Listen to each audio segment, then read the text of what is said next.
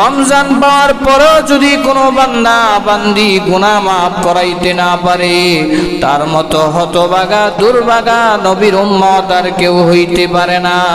এই রোজা দিলাম বান্দা, তুমি যাতে করে তাকওয়াওয়ালা হইতে পারো, মুত্তাকি হইতে পারো, পরহেজগার হইতে পারো। এই রোজা দেওয়ার মাধ্যমে তুমি যাতে গুনাহমুক্ত জীবন গঠন করতে পারো। রোজা দেওয়ার পরেও যদি তুমি গুনাহের কাজে লিপ্ত থাকো, রোজা দেওয়ার পরেও যদি তুমি রোজা রাখতে মন চায় না, রোজা দেওয়ার পরেও যদি তুমি গুনাহ ছাড়তে মন চায় না, ও পর্দার অন্তরালের মা বোনেরা, রোজা মাস আসার পরেও যদি তোমার পর্দার ভিতরে থাকতে মন চায় না, কোরআন তেলাওয়াত করতে মন চায় না, বুঝতে হবে আর তোমার কপালে জান্নাত হবে না। মৃত্যু হওয়ার সাথে সাথে তুমি কপাল পরা জাহান্নামী হয়ে যাইবা, ঠিক না বেটি?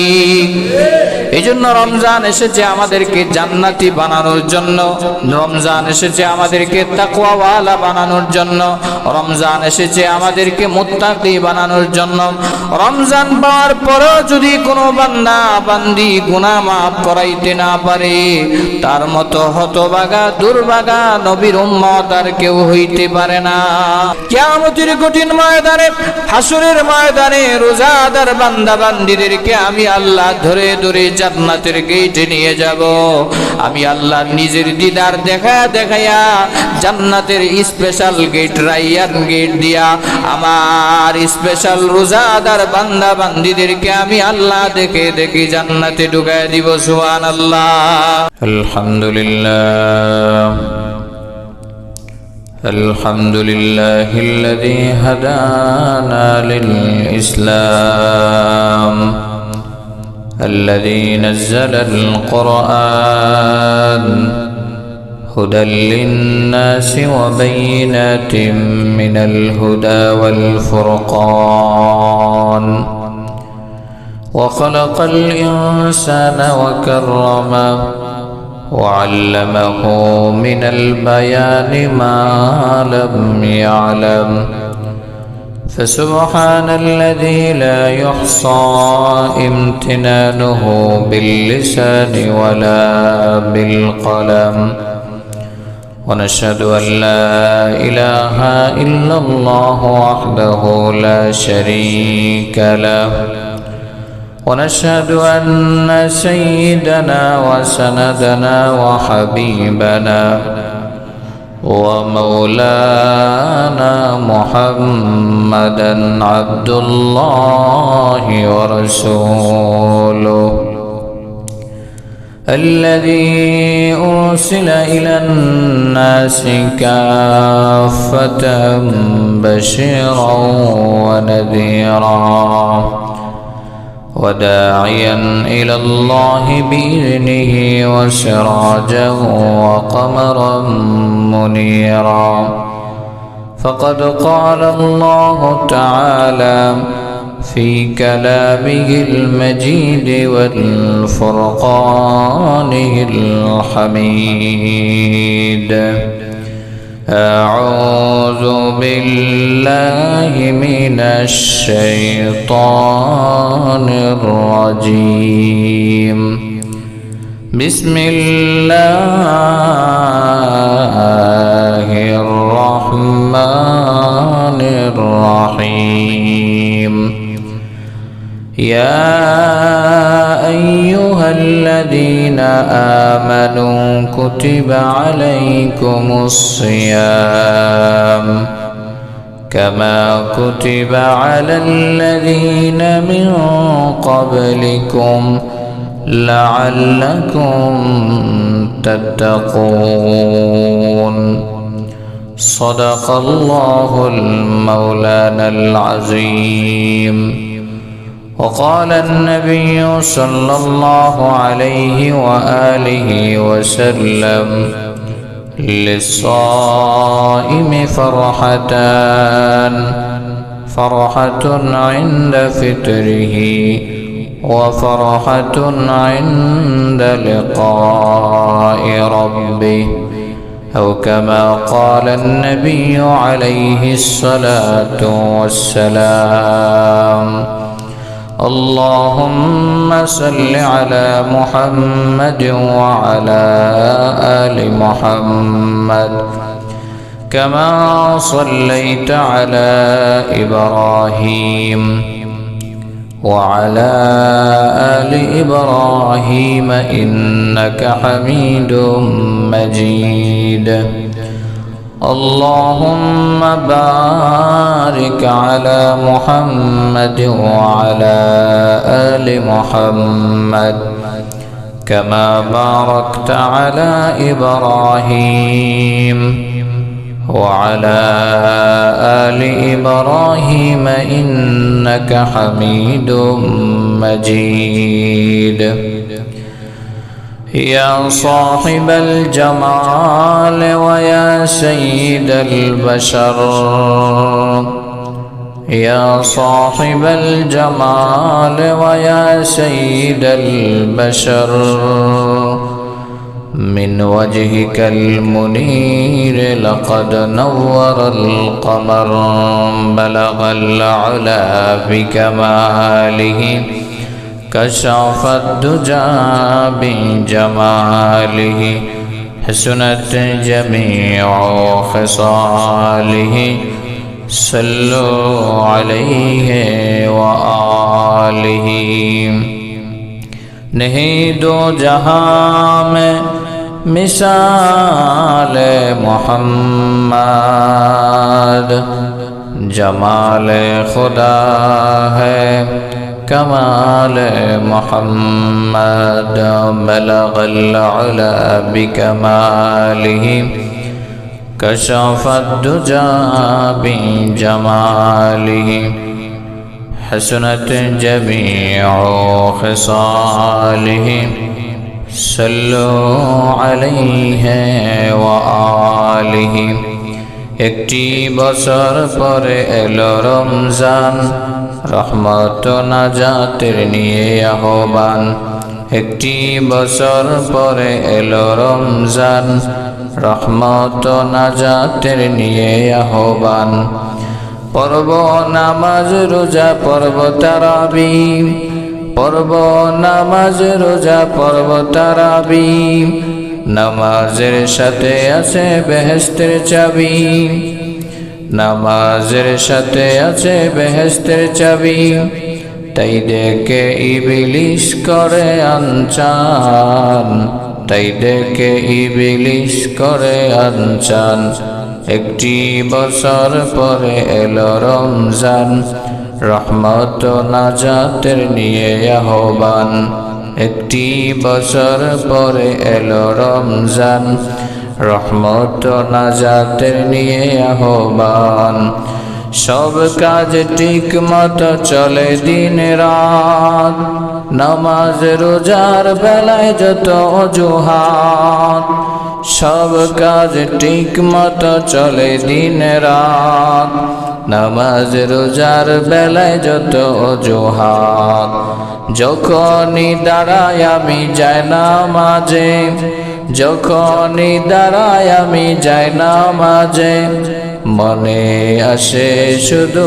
আজে বাজে মনে আসে শুধু আজে বাজে মন থেকে দূর হোক সব শয়তান মন থেকে দূর হোক সব শয়তান একটি বছর পরে এলো রমজান রহমত নাজাতের নিয়ে আহ্বান একটি বছর পরে এলো রমজান রহমত নাজাতের নিয়ে আহ্বান পর্ব নামাজ রোজা পর্ব তারাবি পর্ব নামাজ রোজা পর্ব তারাবি নামাজের সাথে আছে বেহেশতের চাবি তাই দেখে ইবলিস করে আনচান তাই দেখে ইবলিস করে আনচান একটি বছর পরে এলো রমজান রহমত নাজাতের নিয়ে আহ্বান একটি বছর পরে এলো রমজান রহমত নাজাতের নিয়ে আহ্বান नहायत काबिल एहतराम रब्बुल आलमीन दरबारे অসংখ্য অগণিত শুকরিয়া জ্ঞাপন করছি যে মহান আল্লাহ রব্বুল ইজ্জত ওয়াল জালাল আমাদেরকে মেহেরবানি করে ভালোবেসে সৈয়দুশ শুহুর বছরের শ্রেষ্ঠতম মাস রমজান মাসের প্রথম জুমায় আল্লাহর ঘর মসজিদে সমবেত হওয়ার তৌফিক দান করলেন। আলহামদুলিল্লাহ। তারই সাথে সাথে লক্ষ কোটি শুকরিয়া, দুরুদ ও সালাম বর্ষিত হোক আকায়ে নামদার তাজদার মদিনা মুহাম্মদুর রাসূলুল্লাহ সাল্লাল্লাহু আলাইহি ওয়াসাল্লামের উপর। যেহেতু মহামান্বিত মাস রমজান মাস, ফজিলতপূর্ণ মাস, শ্রেষ্ঠতম মাস, আর এই মাসের গুরুত্বপূর্ণ একটি বিধান হচ্ছে রোজা, সিয়াম। সেই রোজার গুরুত্ব তাৎপর্য সম্পর্কে আমরা আলোকপাত করব ইনশাআল্লাহ। রমজান মাস আল্লাহ রাব্বুল আলামিন দিয়েছেন, তার একটা মূলনীতি হচ্ছে আল্লাহ তার বান্দাবান্দীদেরকে মাফ করতে চায়, ক্ষমা করতে চায়।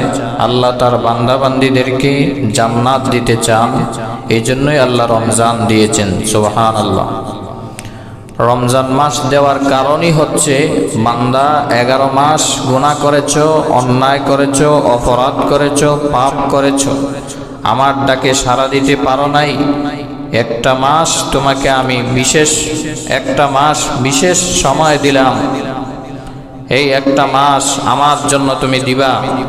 এই একটা মাস তুমি যদি আমি রবের জন্য দিতে পারো, তাহলে আমি রব তোমাকে পুত পবিত্র বানায়া গুনাহ মুক্ত বানায়া দিব।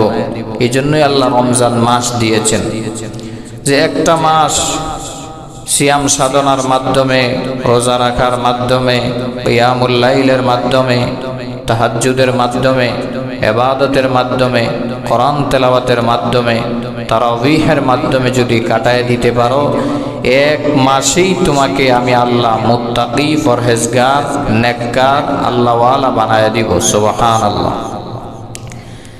11 মাস গুনাহের ভিতরে ডুবেছিলাম, নামাজ পড়তে পারো নাই, ইবাদত করতে পারো নাই, জিকির করতে পারো নাই, আমি আল্লাহর আইনের বাহিরে ছিলাম।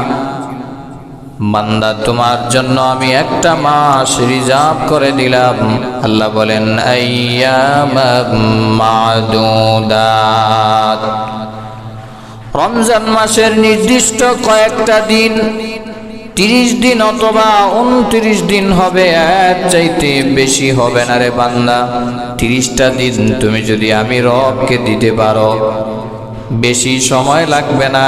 এই একটা মাস 30টা দিনে আমি রবকে যদি দিতে পারো, আমি রবকে যদি তুমি খুশি করতে পারো, ইবাদতের মাধ্যমে, রোজা রাখার মাধ্যমে, গুনাহ ছাড়ার মাধ্যমে, চোখের পানি দিয়া, তাওবা দিয়া, জিকির দিয়া, তাহাজ্জুদ দিয়া, সাহরি ও ইফতারিতে মানুষের সাথে ভ্রাতৃত্ব স্থাপন করে একটা মাস যদি কাটায় দিতে পারো, আল্লাহ বলেন লাআল্লাকুম তাত্তাকুন। আমি আল্লাহ রাব্বুল আলামিন 1 মাস পূর্ণ হওয়ার সাথে সাথে মুত্তাকি নামক সার্টিফিকেট দিয়ে তোমাকে আমি আল্লাহ ভূষিত করব। সুবহানাল্লাহ।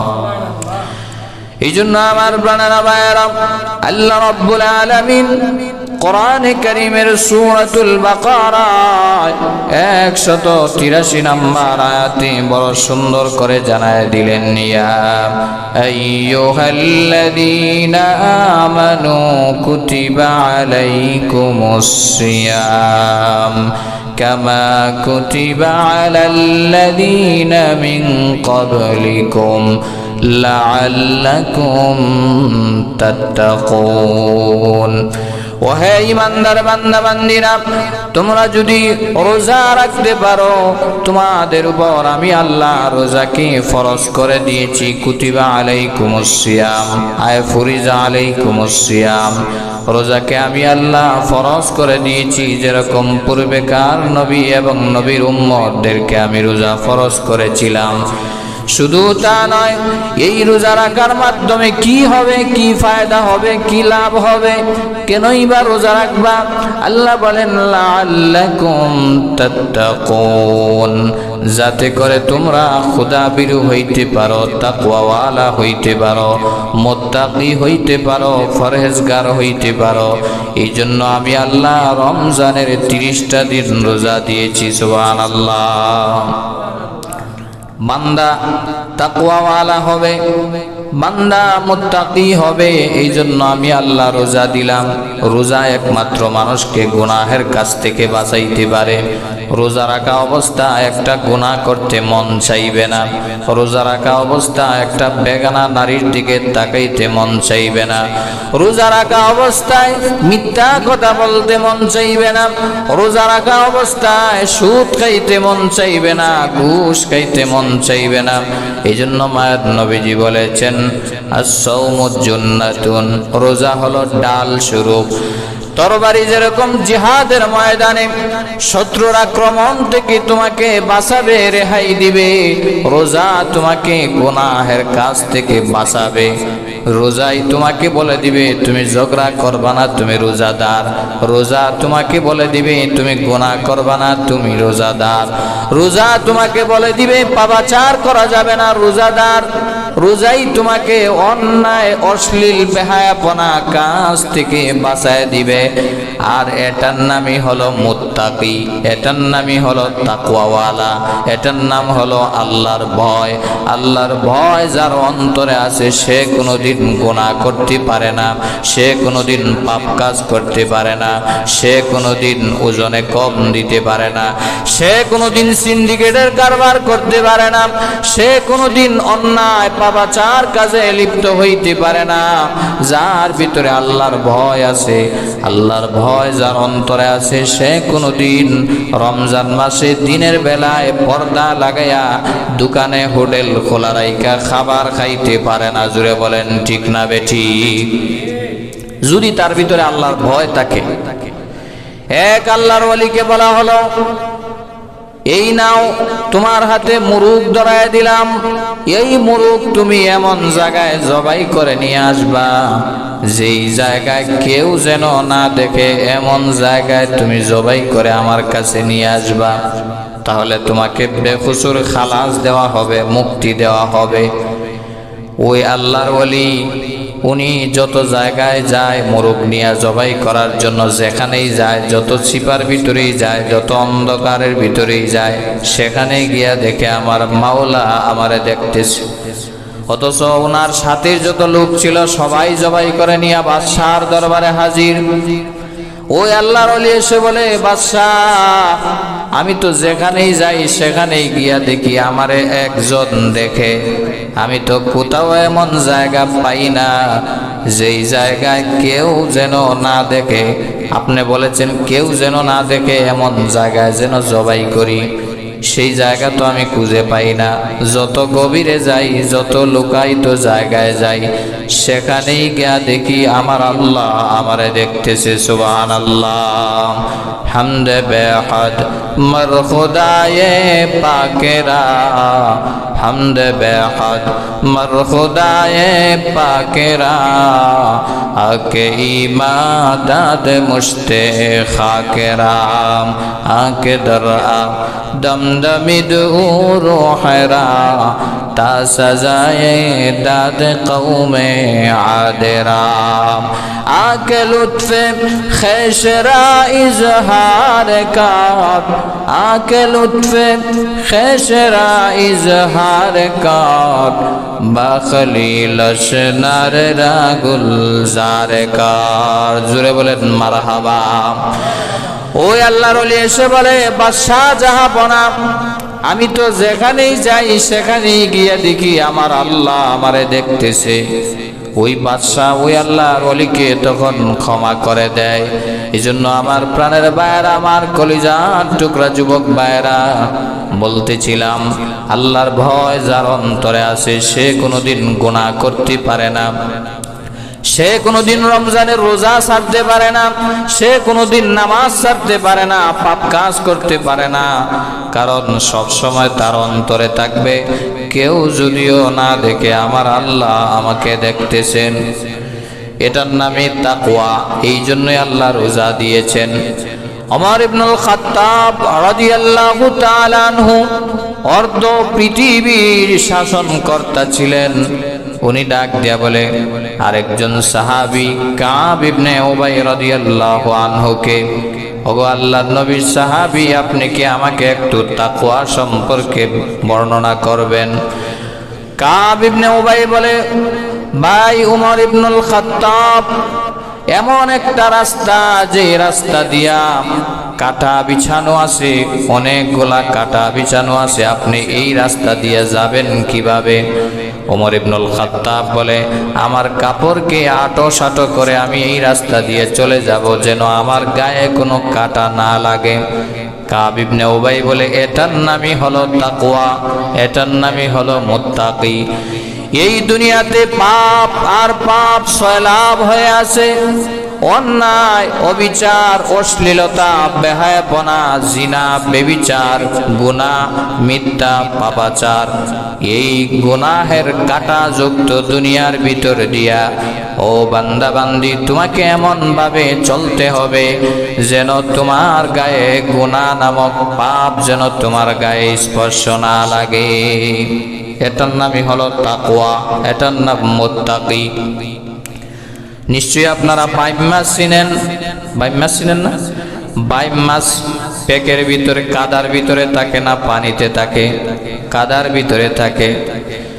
যারা বাইম মাছ ধরেছেন তারা ভালো করে বুঝবেন, বাইম মাছ কাদার ভিতরে থাকার পরেও যত কাদার ভিতর থেকে বাইম মাছকে বাহির করেন তার গায়ে কিন্তু এক ফোঁটা কাদাও পাবেন না। ঠিক তেমনি ভাবে আপনার এই দুনিয়ার সমাজে গুনাহ, যত অন্যায় পাপাচার আছে এর ভিতর দিয়ে আপনাকে চলতে হবে।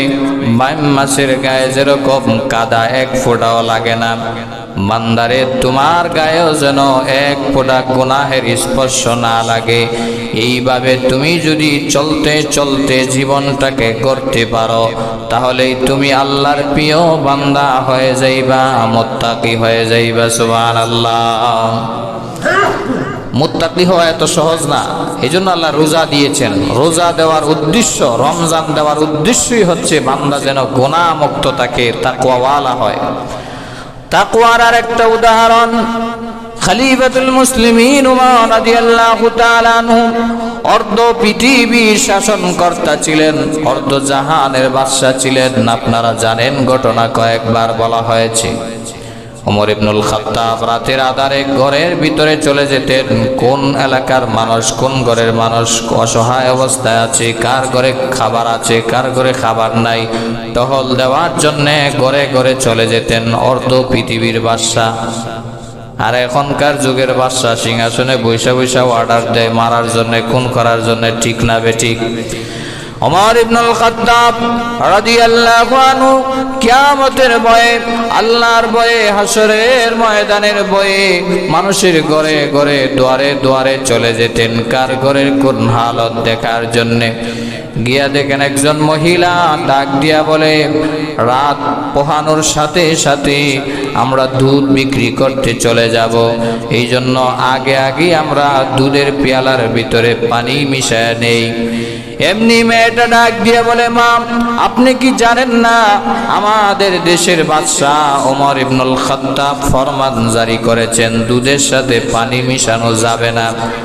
মা ডাক দিয়া বলে, মেয়ে তুমি কি পাগল হয়ে গেছো নাকি? রাতের আধারে ওমর ইবনুল খাত্তাব আমাদেরকে দেখবে কোথার থেকে? আর ওমরের পুলিশ বাহিনী, বিডিআর বাহিনী, সেনাবাহিনী আমাদেরকে কোথার থেকে দেখবে? তারা তো ঘুমাইতেছে নাক ডাইকা, অথচ ওমর ইবনুল খাত্তাব ঘরের কর্নার থেকে শুনতেছে। আমার বানারা ভাইয়েরা, এমনি মেয়েটা ডাক দিয়ে বলে, মা যদিও ওমর ইবনুল খাত্তাব দেখতে পারবে না, যদিও ওমরের পুলিশের কাছ থেকে আমরা বাঁচতে পারবো, তারা আমাদেরকে দুধে পানি মেশানোর সময় দেখবে না। কিন্তু যিনি ওমরকে সৃষ্টি করেছে, যিনি মহা আপনাকে সৃষ্টি করেছেন, আমাকে সৃষ্টি করেছেন, ওনার আইন হলো ব্যবসার কাজে কখনো দুর্নীতি করা যাবে না, 2 নাম্বারি ব্যবসা করা যাবে না। আমার নবীজিও বলেছেন ব্যবসাতে ধোঁকাবাজি করবা না, মান গাশশানা ফালাইসা মিন্না, ব্যবসাতে ধোঁকাবাজি করলে সে আমি নবীর উম্মত হইতে পারবে না। ও মা জানিয়া রাখো, ওমরের হাত থেকে যদিও বাঁচতে পারবা, কাল কিয়ামতের দিন ওমরের মাওলার হাত থেকে বাঁচতে পারবা না। ওমর ইবনুল খাত্তাব ঘরের কর্নার থেকে মেয়ের কথা শুই না এত পছন্দ হইল, এত ভালো হইল, শেষ পর্যন্ত অর্ধ জাহানের বাদশাহ ওই মেয়ের তাকওয়া দেইখা নিজের ছেলে আব্দুল্লাহ ইবনে ওমরকে ডাক দিয়া বলে, বাবা, একটা মেয়ে দেখেছি তোমার জন্যে যার ভিতরে আল্লাহর ভয় আছে, তাকওয়াও আছে। আমি তো বিবাহ করার আর সুযোগ নাই, না হয় আমি বিবাহ করতাম। তোমার জন্য উপযুক্ত একজন মেয়েকে দেখছি, তার সাথে তোমাকে বিবাহ করায় দিব। সুবহানাল্লাহ। অর্ধ পৃথিবীর বাদশাহ নিজের ছেলের সাথে মেয়ের বিবাহ করায় দিলেন কি সুন্দর দেইখা, নাকি রূপ দেইখা, যৌবন দেইখা? না, তাকওয়া দেইখা বিবাহ করায় দিলেন। শেষ পর্যন্ত এই মেয়ের ঘর থেকে যেই মেয়ে হলো, সেই মেয়ের ঘর থেকে যেই মেয়ে হলো, সে হলো ফারুক সানি আব্দুল্লাহ ইবনে আজিজ রহমতুল্লাহি আলাইহি। চিৎকার দিয়ে বলেন আল্লাহু আকবার। এই জন্য আমার বানারা ভাইরা, আল্লাহ রাব্বুল আলামিন বলেন লাআল্লাকুম তাত্তাকুন, এই রোজা দিলাম বান্দা তুমি যাতে করে তাকওয়াওয়ালা হইতে পারো, মুত্তাকি হইতে পারো, পরহেজগার হইতে পারো। এই রোজা দেওয়ার মাধ্যমে তুমি যাতে গুনাহমুক্ত জীবন গঠন করতে পারো। রোজা দেওয়ার পরেও যদি তুমি গুনাহের কাজে লিপ্ত থাকো, রোজা দেওয়ার পরেও যদি তুমি রোজা রাখতে মন চায় না, রোজা দেওয়ার পরেও যদি তুমি গুনাহ ছাড়তে মন চায় না, অপরদার অন্তরালের মা বোনেরা, রোজা মাস আসার পরেও যদি তোমার পর্দার ভিতরে থাকতে মন চায় না, কোরআন তেলাওয়াত করতে মন চায় না, বুঝতে হবে আর তোমার কপালে জান্নাত হবে না। মৃত্যু হওয়ার সাথে সাথে তুমি কপাল পরা জাহান্নামী হয়ে যাইবা, ঠিক না বেটি? এই জন্য রমজান এসেছে আমাদেরকে জান্নাতি বানানোর জন্য, রমজান এসেছে আমাদেরকে তাকওয়াওয়ালা বানানোর জন্য, রমজান এসেছে আমাদেরকে মুত্তাকি বানানোর জন্য। রমজান পাওয়ার পরেও যদি কোনো বান্দা বান্দি গুনাহ মাফ করাইতে না পারে, তার মতো হতভাগা দুর্ভাগা নবীর উম্মত আর কেউ হইতে পারে না। এই জন্য আল্লাহ রাব্বুল আলামিন রমজান দিয়েছেন যাতে করে আমরা গুনাহ মাফ করাইতে পারি। রোজা রাখার মাধ্যমে, সিয়াম সাধনার মাধ্যমে আল্লাহ রাসূল সাল্লাল্লাহু আলাইহি ওয়াসাল্লাম বলেন, রোজাদারের জন্য 2টা আনন্দ। কয়টা আনন্দ? নবীজি আমার বলেন, ক্বালান নবী সাল্লাল্লাহু আলাইহি ওয়া আলিহি ওয়াসাল্লাম, লিস-সাইমি ফারহাতান, ফারহাতুন ইনদা ফিতরিহি ওয়া ফারহাতুন ইনদা লিকাই রাব্বিহি। রাসূল আরবি সাল্লাল্লাহু আলাইহি ওয়াসাল্লাম বলেন, রোজাদারের জন্য 2টা আনন্দ। 1 নম্বরে ফারহাতুন ইনদা ফিতরিহি, 1 নম্বর রোজাদারের সামনে যখন ইফতারি আসবে, ইফতারির সামনে নিয়ে যখন বসবে, রোজাদারের ভিতরে আনন্দ উল্লাস, তার ভিতরে বাহারি রকমের আইটেমের ইফতার, নানা রকমের ফল ফ্রুট, মিষ্টান্ন, ছোলা, বুট, মুড়ি, তরমুজ, আঙ্গুর, আপেল, বেদানা, মিষ্টি ইত্যাদি বাহারি রকমের ইফতারি থাকার পরেও রোজাদার বান্দা আল্লাহর ভয়ে আজান হওয়ার আগ পর্যন্ত ইফতারি মুখে দেয় না। এই যে মনের ভিতরে একটা আনন্দ আছে না নাই? আরো জোরে বলেন না, আছে না নাই? কিন্তু যারা সারাদিন রোজা রাখে না, তারাও কিন্তু ইফতার করতে বসে। তাদের ভিতরে মনের ভিতরে একটা সুরসুর ভাব যে আমি তো সারাদিন খাইছি 3 বেলা 4 বেলা 5 বেলা, আমি যদি ইফতারি করার জন্য যদিও বসি, কিন্তু তার ভিতরে কিন্তু ওই আনন্দটা নাই। রোজাদারের ভিতরে সারাদিন তৃষ্ণার্ত, পিপাসার্ত, অনাহারে থাকার পরে ইফতারির সামনে নিয়ে বসলে যে আনন্দ, আর যারা রোজা রাখে না তাদের ভিতরে কিন্তু এই আনন্দ নাই। এই জন্য আমার রাসূল বলেন, যারা রোজা রাখবে তাদের জন্য এক নাম্বার আনন্দ খুশির বিষয় হলো ইফতারি সামনে নিয়ে বসবে যখন, তখন তার ভিতরে একটা আনন্দ, তার ভিতরে একটা উল্লাস বিরাজ করবে। আর ইন দা মিন টাইম আমার আল্লাহ রাব্বুল আলামিন ফেরেশতাদেরকে ডাক দিয়ে বলে, রে ফেরেশতারা, আজ থেকে নিয়ে ১৫০০ বছর আগে আমি আল্লাহ অর্ডার করেছিলাম সুবে সাদিক থেকে সূর্যাস্ত পর্যন্ত বান্দা তুমি রমজান মাসে উপবাস থাকবা, ইফতারির সামনে নিয়ে বসবা। আমি আল্লাহর এই অর্ডারকে এমন ভাবে বিশ্ব নবীর উম্মতেরা মানতেছি, ১৫০০ বছর পর হওয়ার পরেও ইফতারির সামনে নিয়ে বসে থাকে। আমার অর্ডার হওয়ার আগ পর্যন্ত বান্দা খাবার মুখে দেয় না। রে ফেরেশতারা, তোমরা সাক্ষী থাকো, তোমরা বলেছিলে এই মানুষ যেন আমি না বানাই, অথচ তারাই তো আমার ভয়ে ইফতারির সামনে নিয়ে আমার দরবারে কান্নাকাটি করতেছে, তওবা ইস্তেগফার করতেছে। যেই সমস্ত বান্দা বান্দিরা রোজা রাখার মাধ্যমে ইফতারির সামনে নিয়ে তওবা ইস্তেগফার করলো, গুফিরা লাহু মা তাকদ্দামা মিন যামবি, তাদের জিন্দেগীর সব গুনাহ আমি আল্লাহ মাফ করে দিলাম। সুবহানাল্লাহ। ইফতারি সামনে নিয়ে দোয়া করবেন, তাওবা ইস্তেগফার করবেন, বেশি বেশি আল্লাহর কাছে চাইবেন, পরিবারকে সামনে নিয়ে সাথে নিয়ে বসবেন, দোয়া করবেন, তাওবা করবেন। আর ইফতারি সামনে নিয়ে দোয়া করলে আল্লাহ দোয়া কবুল করে থাকেন। এই জন্য বলতেছিলাম, একটা আনন্দ হচ্ছে ইফতারির সময়, আরেকটা আনন্দ হচ্ছে ইনদা লিকাই রাব্বিহি, কিয়ামতের কঠিন ময়দানে যেই দিন আল্লাহর সাথে সাক্ষাৎ হবে, মোলাকাত হবে, যারা রোজাদার তাদের সাথে আল্লাহ বিশেষ সাক্ষাৎ করবেন। সুবহানাল্লাহ বলবেন না? আল্লাহ নিজে সাক্ষাৎ দিবে কাদের সাথে? রোজাদারদের সাথে। এই জন্য আব্দুল কাদের জিলানী রাহমাতুল্লাহি আলাইহি বলেছিলেন, জান্নাত দিয়ে কি হবে মাওলা, দুজক দিয়ে কি হবে যদি আপনার দেখা না পাই। এই যে আমরা নামাজ পড়ি, রোজা রাখি, হজ করি, যাকাত দেই, এগুলা কিন্তু জান্নাতের বিনিময়ে নয়, জান্নাতের জন্য নয়, আমরা একমাত্র আল্লাহকে পাওয়ার জন্য। ঠিক না বেঠিক? এই জন্য আমার প্রাণের ভাইয়েরা, জান্নাতে যাওয়ার পরে সবচাইতে বড় নিয়ামত হলো আল্লাহর দিদার পাওয়া। আল্লাহ ডাক দিয়া বলে, রে বান্দা বান্দিরা, রোজা রাখার মাধ্যমে যদি তুমি রমজান অতিবাহিত করতে পারো, ইনদা লিকাই রাব্বিহি, কিয়ামতের কঠিন ময়দানে, হাসরের ময়দানে নবীরা আল্লাহ বাঁচাও বাঁচাও বলে চিৎকার করবে, ইয়া নফসি ইয়া নফসি বলতে থাকবি। মানুষেরা কেউ কাউকে একটা আমল পর্যন্ত দিবে না, মা পলায়ন করবে, বাবা পলায়ন করবে, আদরের সন্তান দূর দূর করে চলে যাবে, ভাই বেরাদর আত্মীয় স্বজন বন্ধু বান্ধব সবাই পলায়ন করবে। ওই দিন আমার আল্লাহ নিজে বিশেষ স্পেশাল পাওয়ার দিয়া রোজাদার বান্দা বান্দিদের সাথে রহমতের পরিবেশে আল্লাহ মোলাকাত করবেন। সুবহানাল্লাহ। ইনদা লিকাই রাব্বিহি, রাসূল বলেন রোজাদারদের জন্য ২ নাম্বার পুরস্কার হলো সরাসরি আরশের মালিক মহান আল্লাহ রোজাদারদের সাথে মোলাকাত করবেন, সাক্ষাৎ করবেন। চিৎকার দিয়ে বলেন আল্লাহু আকবার। এই জন্য বলতেছিলাম, রোজা রাখার মাধ্যমে কি কি ফায়দা হয়, কি কি লাভবান হয়।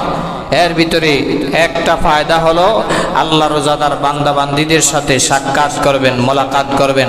আর যার জন্য আল্লাহ হয়ে যায় তার জন্য আর কোনো টেনশন থাকে না। মাল্লাহুল মাওলা ফালাহুল কুল, যার আল্লাহ হয়ে যায় দুনিয়া তার পিছনে ঘুরবে, টাকা তার পিছনে ঘুরবে, মানুষ তাকে সম্মান করার জন্য দৌড়াবে। জোরে বলেন ঠিক না বেঠিক?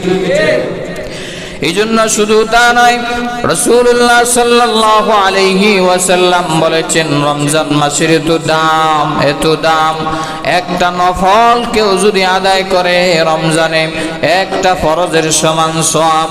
একটা ফরজ যদি কেউ আদায় করে ৭০টা ফরজের সমান সওয়াব আল্লাহ তার আমল নামায় দিয়া দেয়।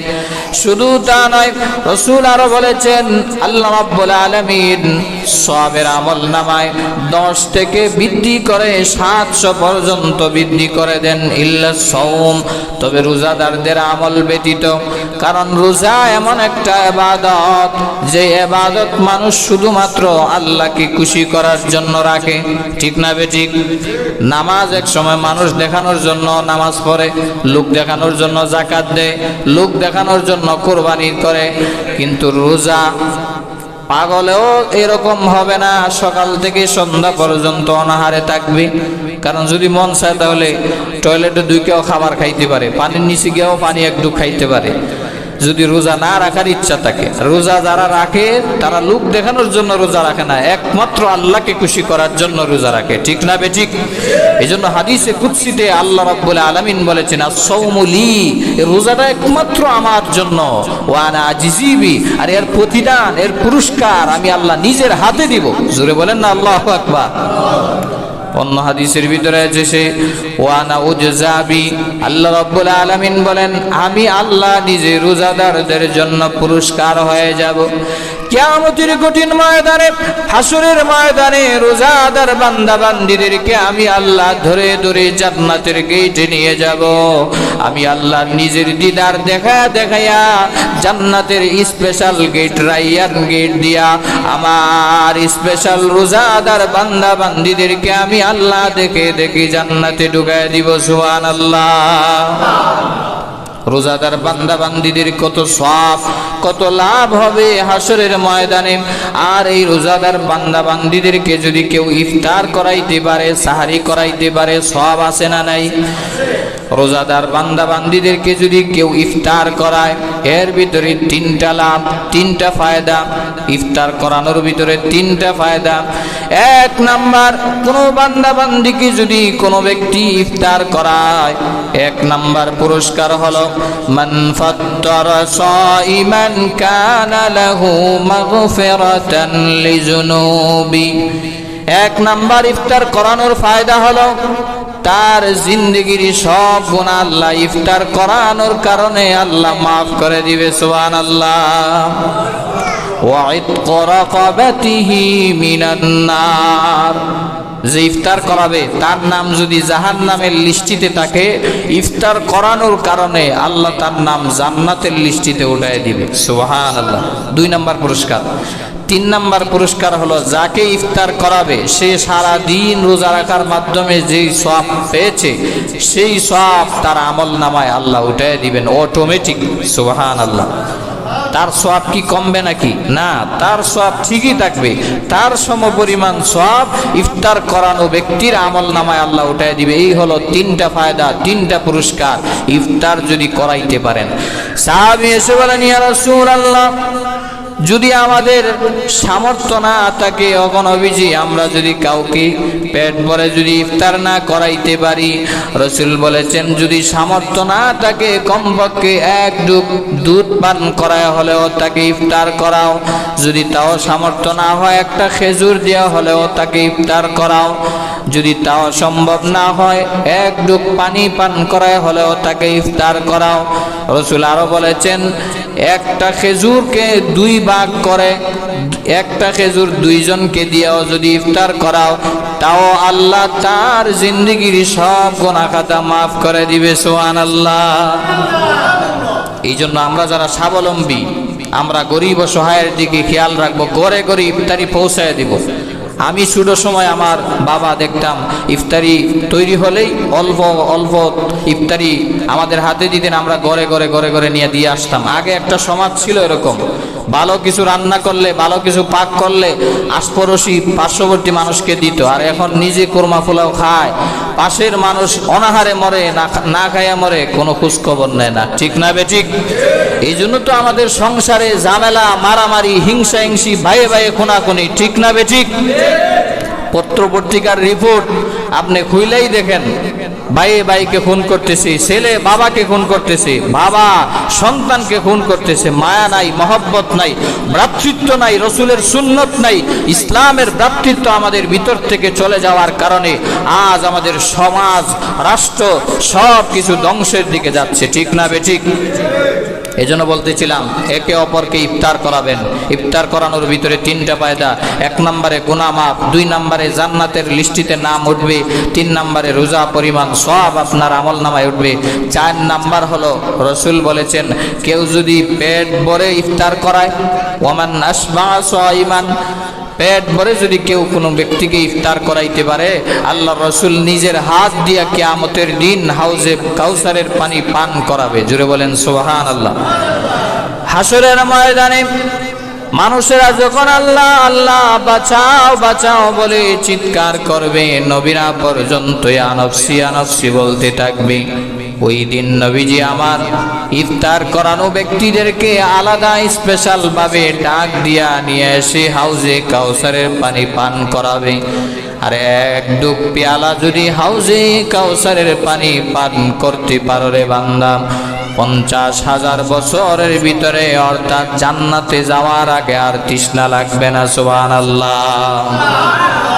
পেট ভরে যদি ইফতার করাইতে পারেন, এজন্য সম্ভব যার যতটুকু সামর্থ্য আছে আমরা একে অপরকে ইফতার করাবো। আর ইফতার নিয়ে একটা প্রথা আছে আমাদের সমাজে যে মেয়ের বাড়ি ইফতারি দিতে হবে, নাকি ছেলের বাড়ি ইফতারি দিতে হবে মেয়ের বাড়ির থেকে। আপনাদের এলাকাতে আছে না নাই? এইরকম ইফতারি প্রথা এগুলা ইসলাম এলাও করে না, কোরআন হাদিস এলাও করে না।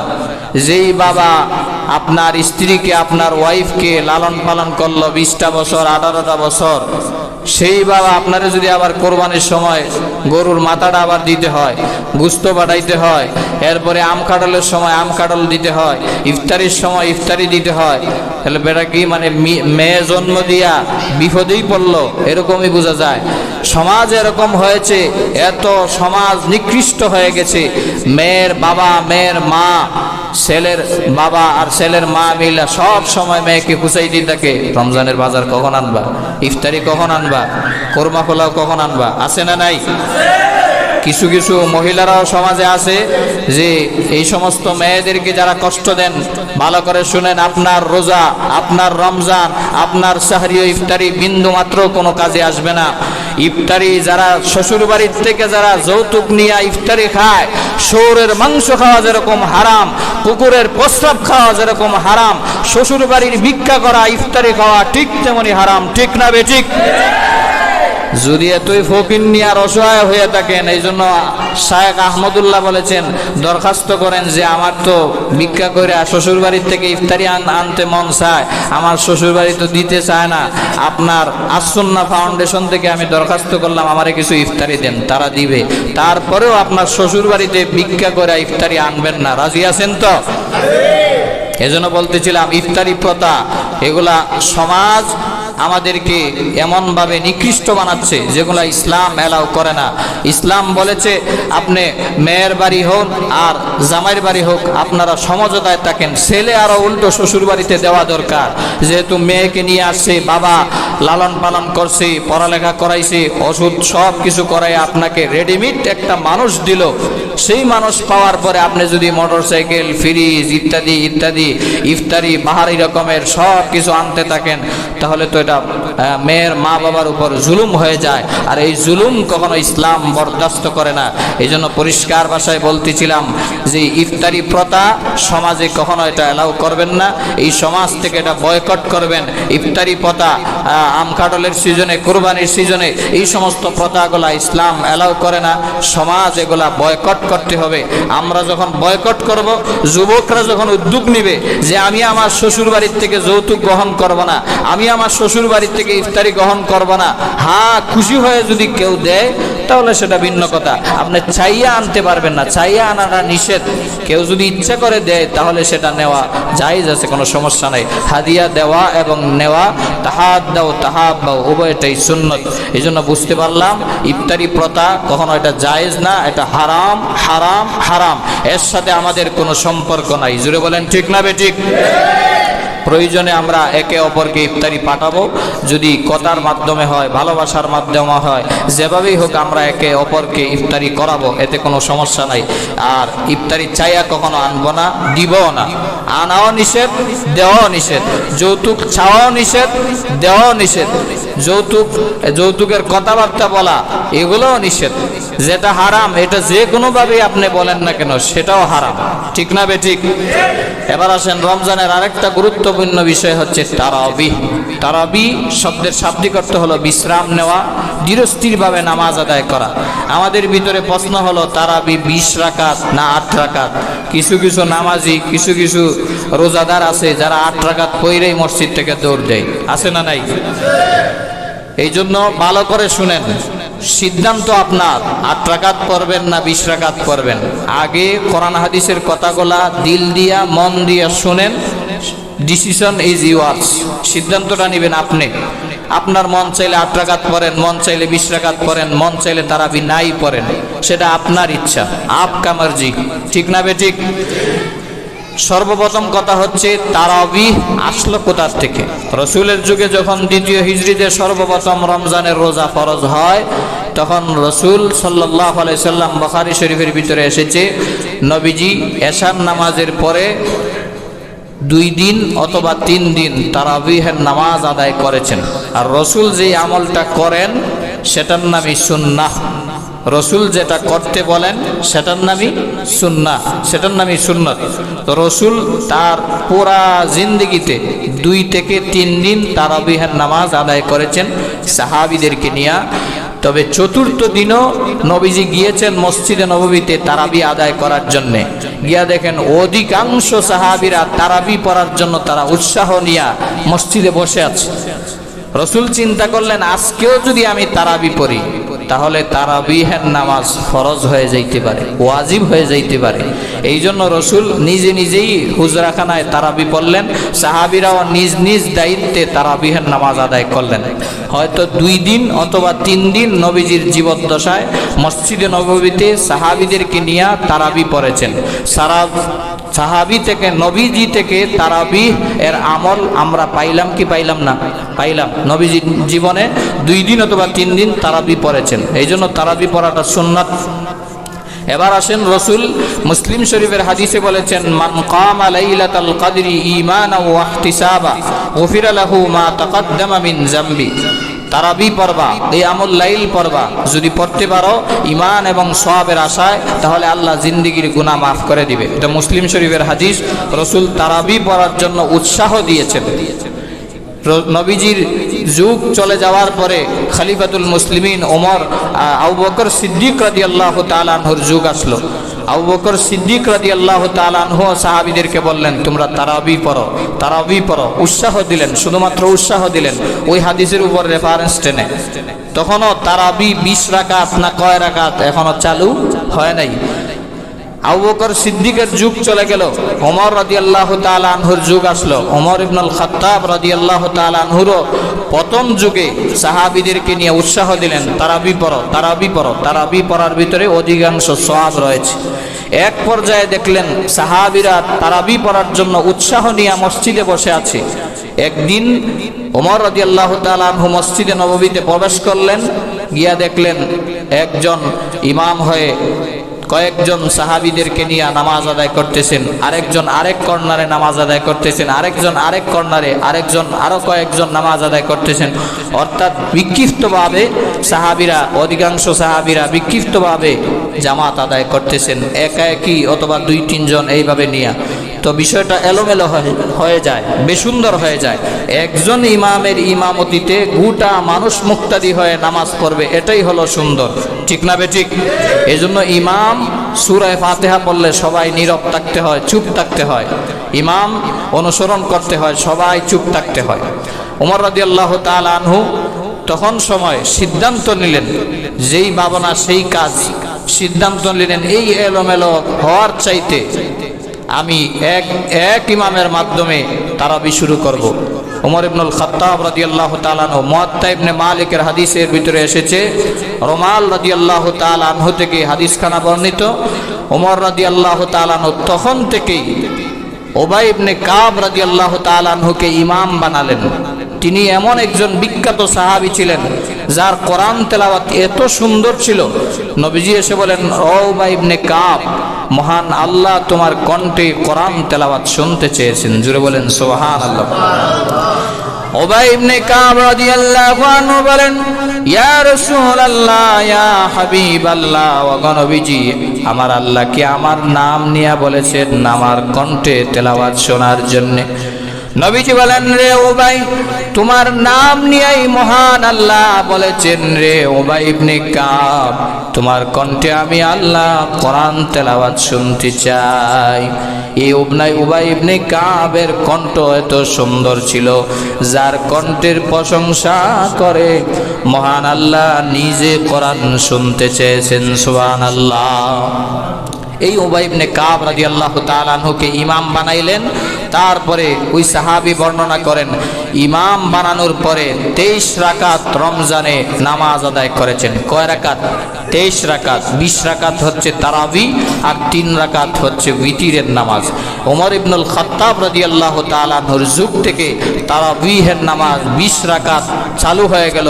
সব সাহাবায়ে কেরামের ঐক্যমতে, কোনো সাহাবী বিরোধী বলেন নাই আমি 14 রাকাত পড়বো, আমি 8 রাকাত পড়বো, আমি তারাবি পড়বো না, আমি চলে যাব, এরকম করছে? ওমর রাদিয়াল্লাহু তাআলা আনহু যেই আইন চালু করছে সবাই ঐক্যমতে পালন করে নিয়েছে। রাসূল বলেছেন, আলাইকুম বিসুন্নতি, আমার সুন্নতকে আঁকড়ায় ধরা তোমাদের জন্য পরিহার্য। ওয়া সুন্নাতিল খোলাফায়ে রাশিদিন আল মাহদিয়িন, আমার সুন্নত যেরকম মানবা, 4 জন খোলাফায়ে রাশিদিন হেদায়েত প্রাপ্ত ওই 4 জনের সুন্নতও তোমরা মানবা। এজন্য রাসূলের সুন্নতে পাইলাম তারাবি, আর সাহাবীর সুন্নতে পাইলাম 20 রাকাত। জোরে বলেন ঠিক না বেঠিক? এবার আসেন 8 রাকাত আসলো কোত্থেকে? 8 রাকাত আম্মাজান আয়েশা সিদ্দিকা রাদিয়াল্লাহু তাআলা আনহা বলেন, নবীজি রমজানে এবং রমজানের বাহিরে 11 রাকাত নামাজ পড়তেন। কয় রাকাত? 11 রাকাত। 8 রাকাত তাহাজ্জুদ আর 3 রাকাত বিতির, মোট কত? আরো জোরে বলেন কত? এটাও সহিহ হাদিস। আপনি যদি 8 রাকাত মানতে চান সেটা হলো তাহাজ্জুদের হাদিস, আর 20 রাকাত হলো তারাবিহের হাদিস। দুটোটা একসাথে আমরা মানব, দলাদলি করব না, মতভেদ করব না। 8 রাকাতও মানব, 20 রাকাতও মানব। বলবেন হুজুর 8 আর 20 দুটোটা এক হয় কিভাবে? আপনি 8 রাকাত প্রতিদিন তাহাজ্জুদ আদায় করবেন, 8 রাকাতের সওয়াব পেয়ে যাবেন। 20 রাকাত তারাবি পড়বেন, দুটো হাদিসের উপর একত্রে আমল হয়ে যাবে। জোরে বলেন সুবহানাল্লাহ। আর দলাদলি করবেন যে 8 রাকাত না 14 রাকাত না 35 রাকাত না 20 রাকাত।